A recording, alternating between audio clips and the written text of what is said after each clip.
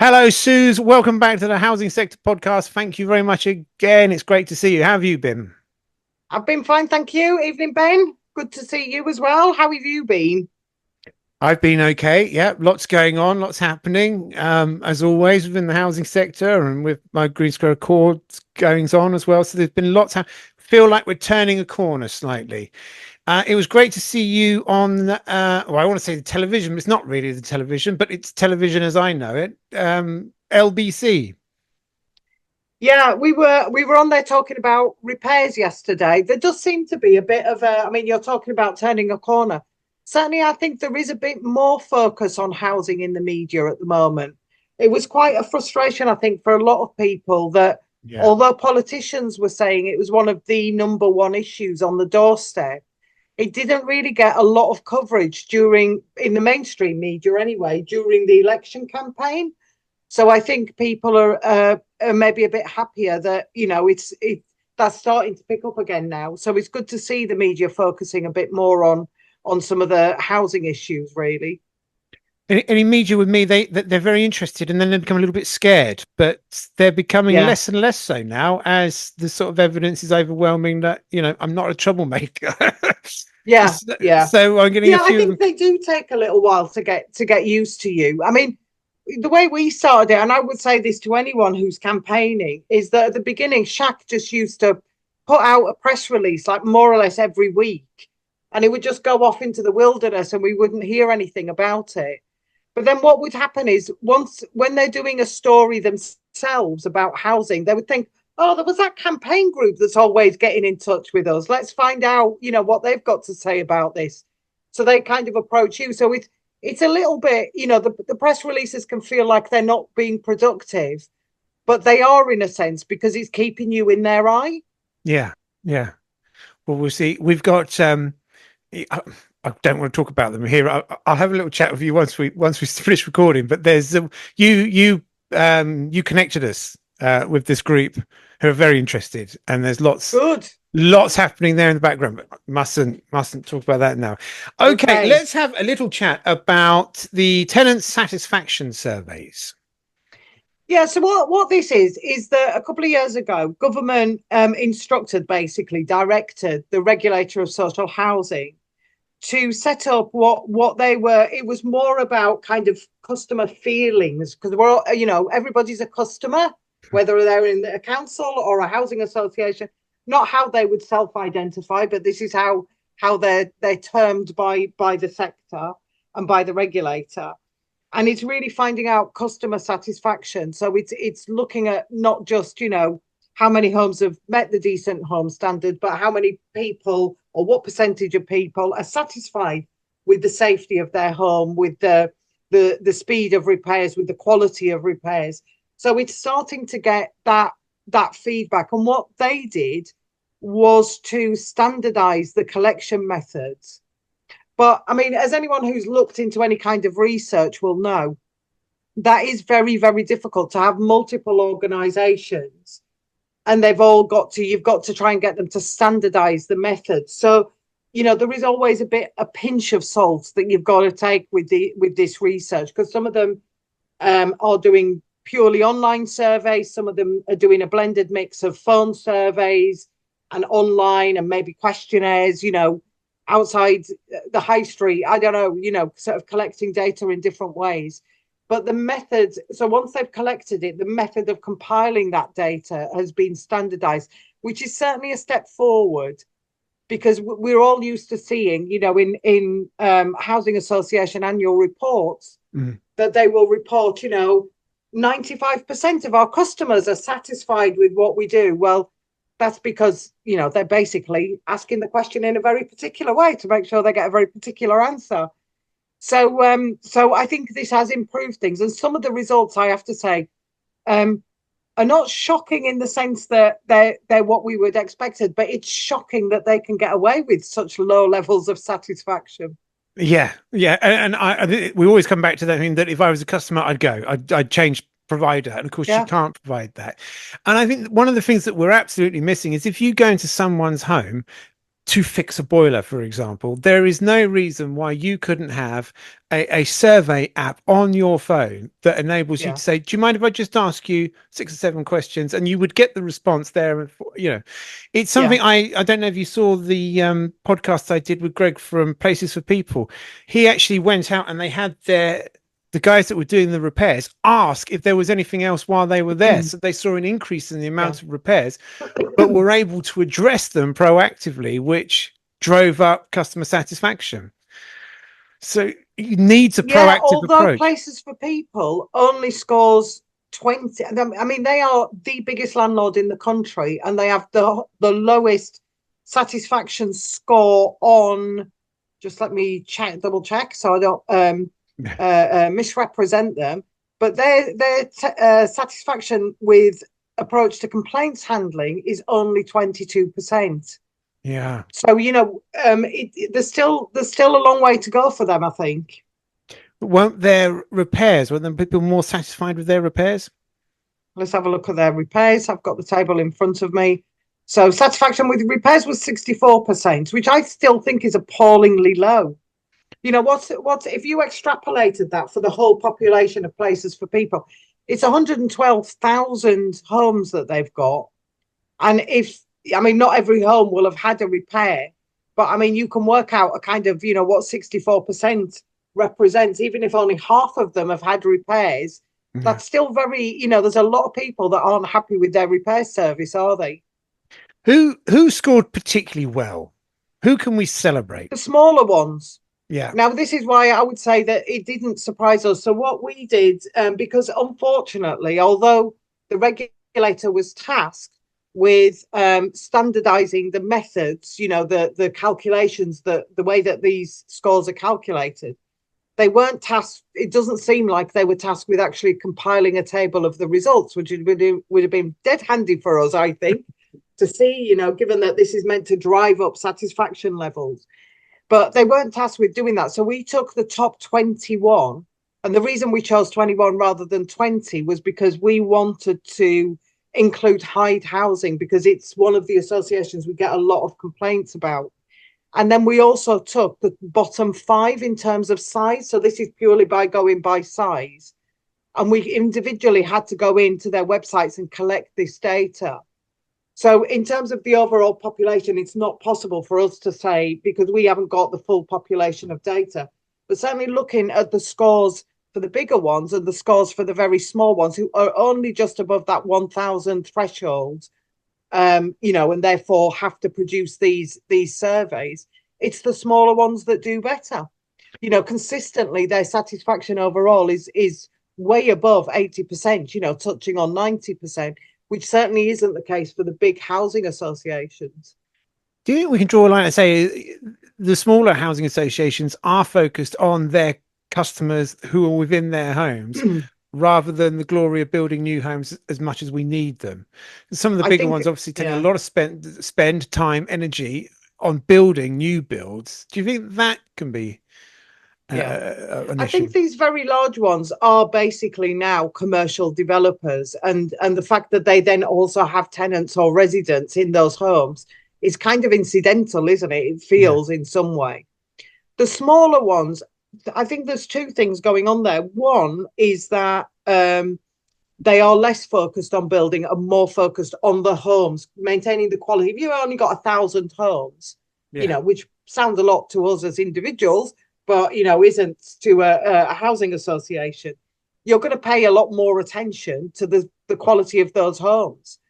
Probably they're spending a lot more of the rent that they get for the homes on the repairs, so keeping them in good order, because buying or selling is not such an easy thing for them.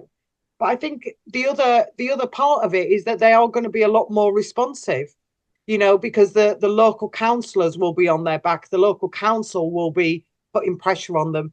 Tenants and residents will be turning up. If you're in a small geographic area, the tenants and residents know where you are, don't they? And they can get to you much more easily. You're more likely to have local neighbourhood officers on different estates. So I think it's that connection and that responsiveness that really makes the difference.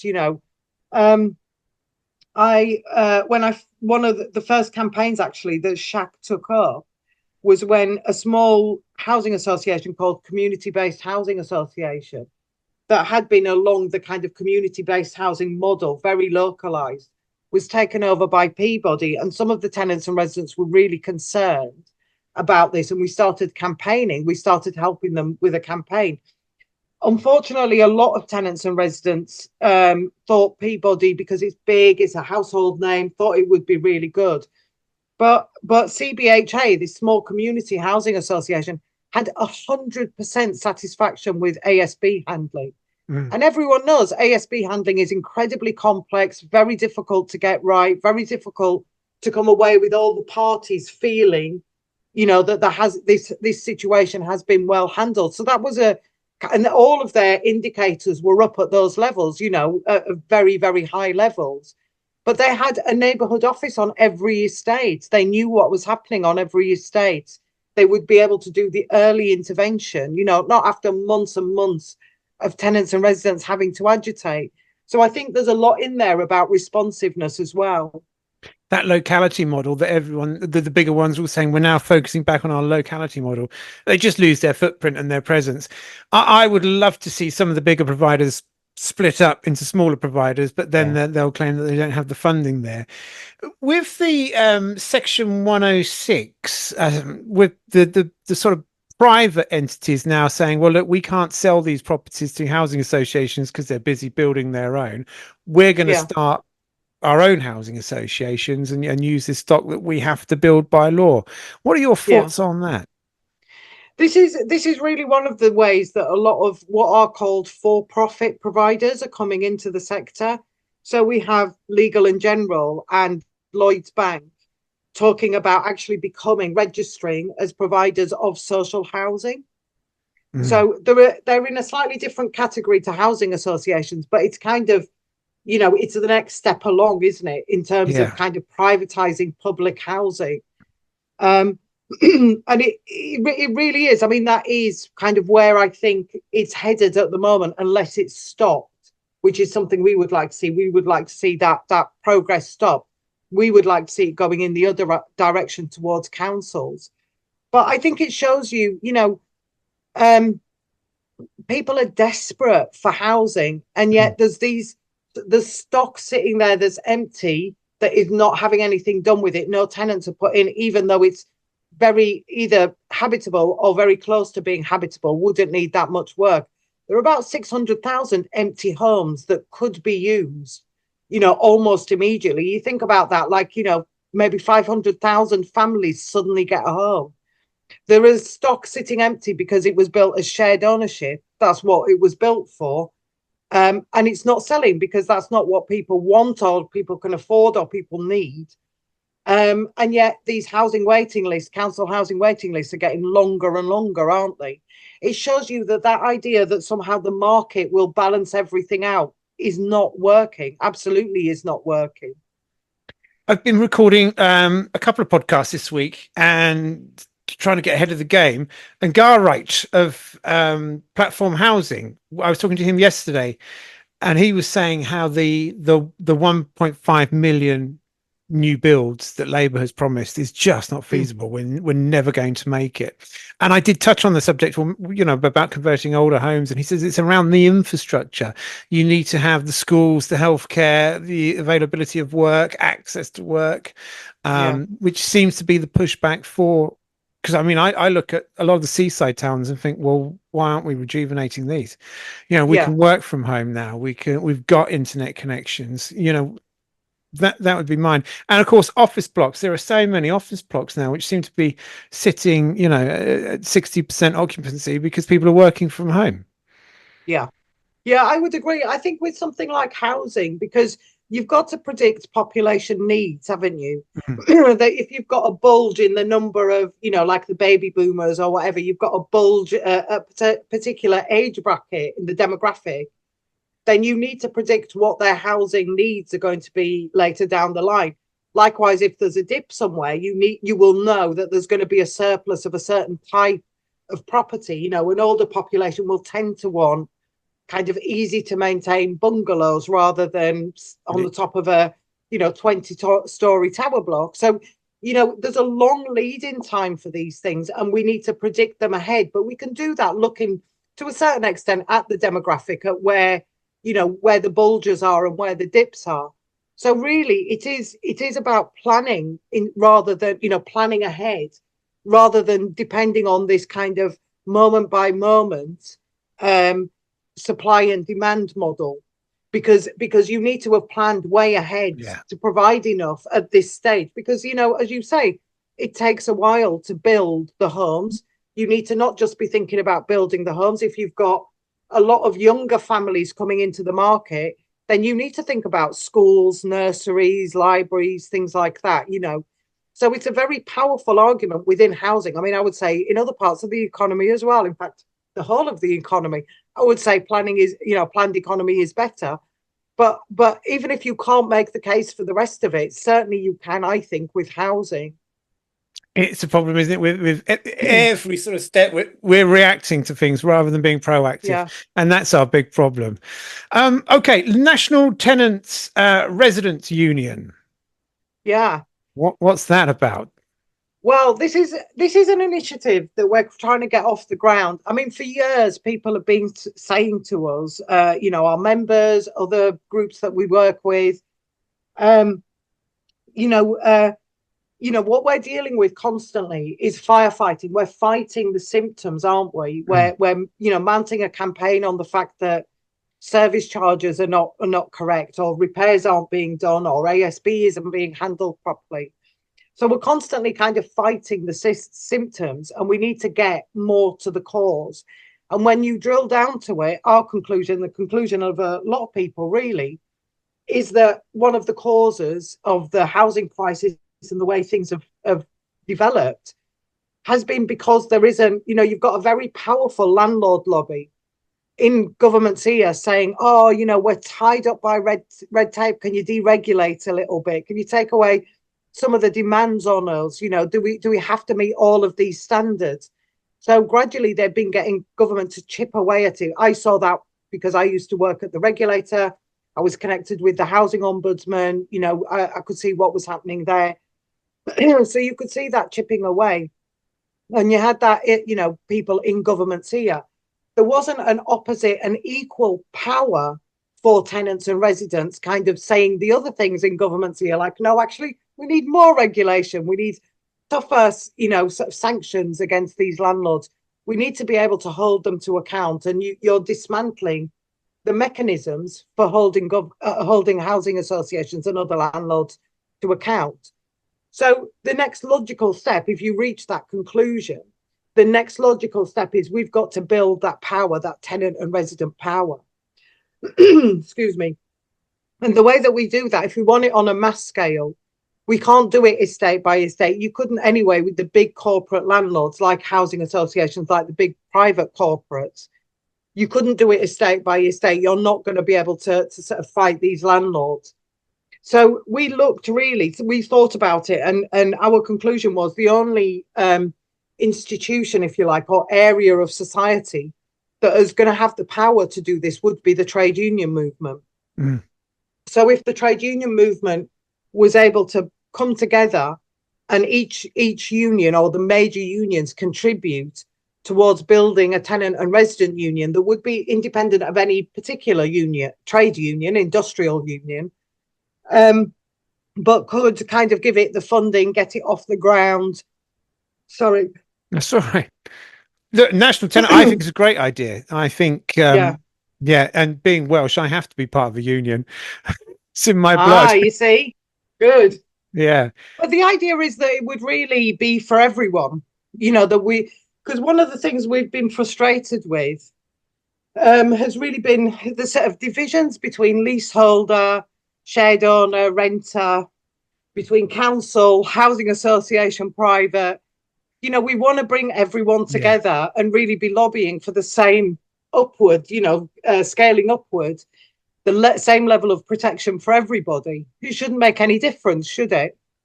No, and I do see that sort of division across X. You've got lots of cladding groups, and then you've got shared ownership Yeah. groups. And I think, yeah, we're all making a lot of noise, but yeah, if we could focus the noise, we'd be a lot more powerful.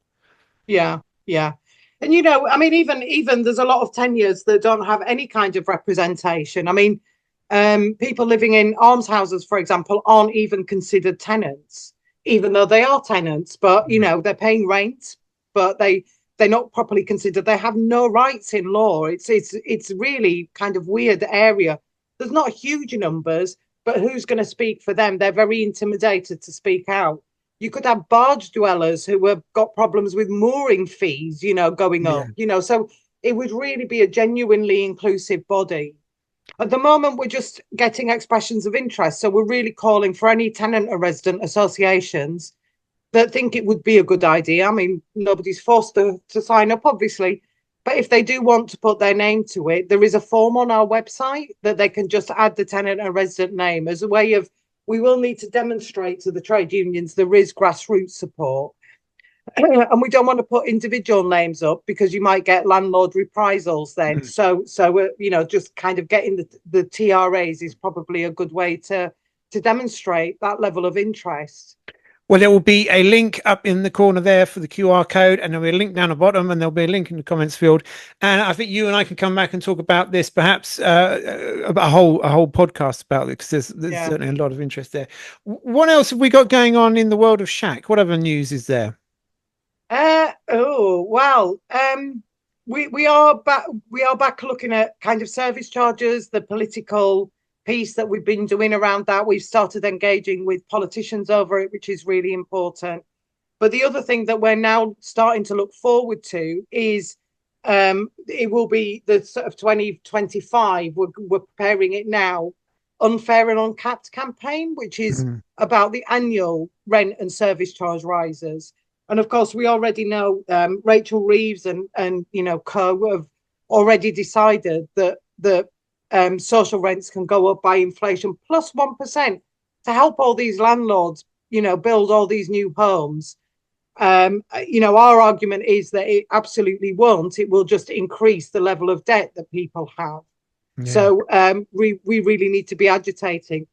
And, they don't come in until April 2025, the new rent levels, but we can't wait till then. We have to start making a noise now. So that's going to be quite a big focus for us going forward, I think. And we've had, I've pushed back with a handful of residents about the service charge. And when we digged deep, the math was wrong. And it was, oh, sorry about that. Yes, we've made a mistake. And you have to wonder how many people just don't push back, don't read it. So I think we do need to have more oversight. And we've asked for, the documents, the invoices and whatnot. And it will be an upcoming GSA podcast. But yeah, it's shocking. You're thinking, well, that's not what we've asked for. And it's funny terrible. how the mistakes are always, those strange little mistakes. They're always overcharges, aren't they? Yes, that's right. Yeah.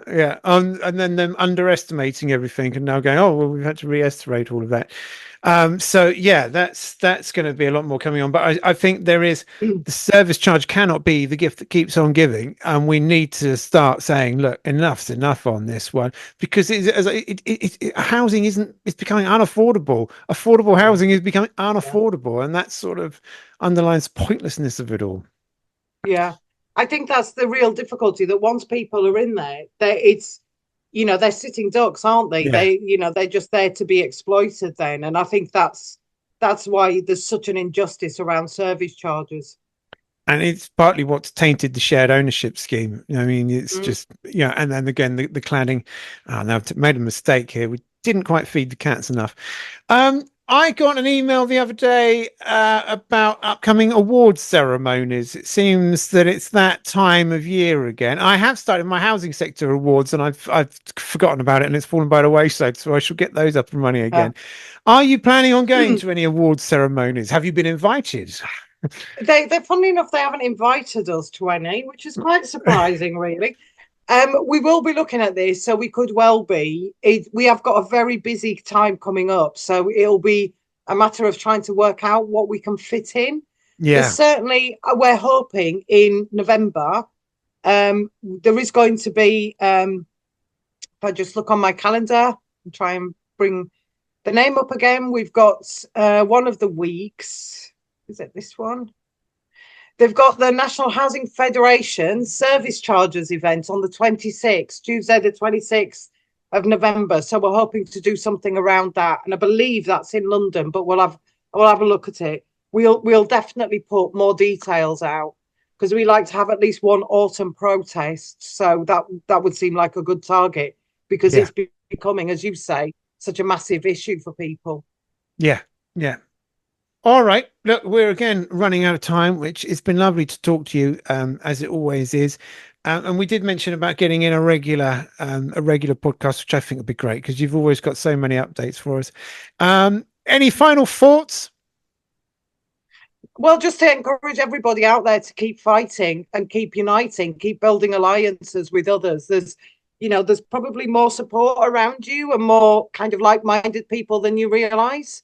So yeah, just keep fighting, keep coming together. Definitely is always going to be our message. Yeah, and I started out on my own in 2016 going, this can't be right. What's going on here? Why aren't we all Yeah, upset about this? And yeah, yeah, it is yeah. out there, and there's lots of tactics they'll do to keep us separate and to keep us silent and intimidation. But actually, there's also quite a bit of support coming out there. I do Mm, think we're on the cusp of a change. The behaviors and attitudes do seem to be going, okay, this isn't working. We need to reapproach this one. yeah, All right, yeah. Suze, thank you very much indeed. Have a great week, and Brilliant. And I'll keep catch playing up your soon. part in it, Ben, which is fantastic. Thank you. Take Thanks care. very much. Thank you. Take Bye bye. care. Bye. Bye.